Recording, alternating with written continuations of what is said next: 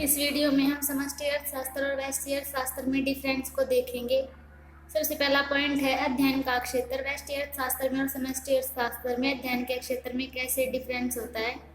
व्यष्टि अर्थशास्त्र में आर्थिक समस्याओं का अध्ययन व्यक्तिगत स्तर पे किया जाता है। मतलब जो व्यष्टि अर्थशास्त्र है उसमें जो आर्थिक क्रियाएं होती हैं, धन से संबंधित जो क्रियाएं होती हैं उन्हें आर्थिक क्रियाएं कहा जाता है।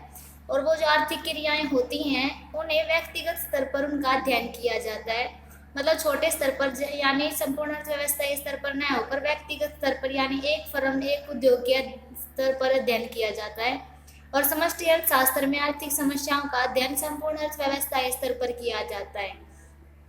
अगला पॉइंट है सामूहिकता की मात्रा। व्यष्टि अर्थशास्त्र में व्यक्तिगत फर्म तथा उद्योग के उत्पादन तथा कीमत के निर्धारण से संबंधित अध्ययन किया जाता है। व्यष्टि अर्थशास्त्र है जो उसमें व्यक्तिगत फर्म, मैंने भी बताया व्यष्टि अर्थशास्त्र में व्यक्तिगत स्तर पर आर्थिक क्रियाओं का अध्ययन किया जाता है। तो व्यष्टि अर्थशास्त्र में व्यक्तिगत फर्म तथा उद्योग में उत्पादन तथा कीमत के निर्धारण से संबंधित अध्ययन किया जाता है। जो कीमत से निर्धारण संबंधित अध्ययन है वो व्यष्टि अर्थशास्त्र में किया जाता है। समष्टि अर्थशास्त्र में संपूर्ण अर्थव्यवस्था के कुल उत्पादन तथा सामान्य कीमत स्तर के निर्धारण का अध्ययन किया जाता है। जो कीमत का निर्धारण है, कीमत निर्धारण से संबंधित समस्या है जो कि व्यष्टि अर्थशास्त्र की है, इसको हम पूर्ण प्रतियोगिता के कंसेप्ट में अच्छी तरह से क्लियर करेंगे। आपको अच्छी तरह से जब समझ आ जाएगा कीमत निर्धारण क्या होता है और सामान्य कीमत स्तर क्या होता है, ये जब हम समष्टि अर्थशास्त्र का अध्ययन करेंगे तो आपको अच्छे से समझ आ जाएगा सामान्य कीमत स्तर क्या होता है। इसका जो सामान्य कीमत स्तर है इसका निर्धारण हम व्यष्टि अर्थशास्त्र में करते हैं।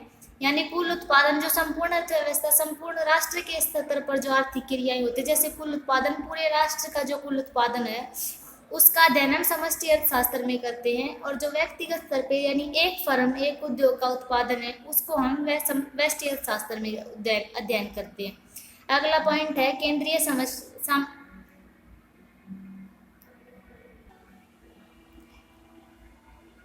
अगला पॉइंट है केंद्रीय समस्या। व्यष्टि अर्थशास्त्र की केंद्रीय समस्या कीमत निर्धारण है और समष्टि अर्थशास्त्र की केंद्रीय समस्या रोजगार निर्धारण है। कीमत निर्धारण जो समस्या है उसको हम फिर से बता देती हूँ। पूर्ण प्रतियोगिता के चैप्टर में हम अच्छी तरह से क्लियर करेंगे कि कीमत निर्धारण क्या होता है। वस्तुओं की कीमत निर्धारण मतलब एक वस्तु की कीमत निर्धारण कैसे की जाती है, ये कीमत निर्धारण में होता है इस बात का अध्ययन। और सामान्य जो कीमत स्तर है वो लंबे समय तक जब वस्तुओं की कीमतें बढ़ती और घटती हैं उसमें उसे हम सामान्य कीमत स्तर कहते हैं।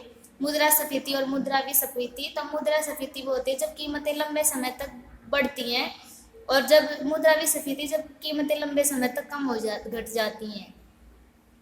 समष्टि अर्थशास्त्र की केंद्रीय समस्या में जो है वो रोजगार की समस्या का निर्धारण। समष्टि अर्थशास्त्र में रोजगार केंद्रीय समस्या रोजगार का निर्धारण केंद्रीय समस्या क्यों है, क्योंकि रोजगार संपूर्ण राष्ट्र के स्तर पर किया जाता है। रोजगार की समस्या और बेरोजगारी जो होती है वो संपूर्ण राष्ट्र के व्यक्तियों की संपूर्ण राष्ट्र के लोगों की समस्या होती है। इसलिए जो रोजगार की समस्या का अध्ययन उसे हम संपूर्ण अर्थव्यवस्था के स्तर पर करते हैं।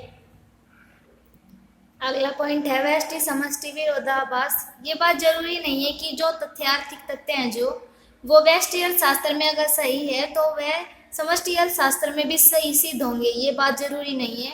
देख लेते हैं व्यष्टि अर्थशास्त्र में जो तथ्य ठीक होते हैं ये जरूरी नहीं है कि समष्टि अर्थशास्त्र में भी वह सही हो।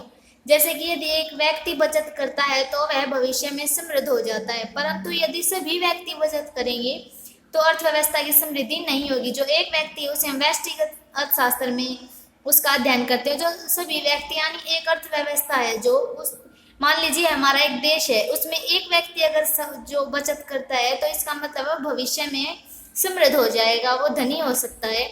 और अगर जब जितने भी जो अर्थव्यवस्था के व्यक्ति हैं संपूर्ण राष्ट्र, मान लीजिए हमारे देश के सभी व्यक्ति बचत ही करने लग जाएं, वे अपने आय को खर्च ही नहीं करेंगे तो देश को आय कहाँ से प्राप्त होगी। जब कोई खर्च ही नहीं करेगा वो सभी बचत ही करेंगे तो देश की समृद्धि रुक जाएगी। इसीलिए बोल रहे हैं कि जो तथ्य व्यष्टि अर्थशास्त्र के तौर पर सही है ये जरूरी नहीं कि वो समष्टि अर्थशास्त्र के अंतर्गत भी सही साबित होंगे।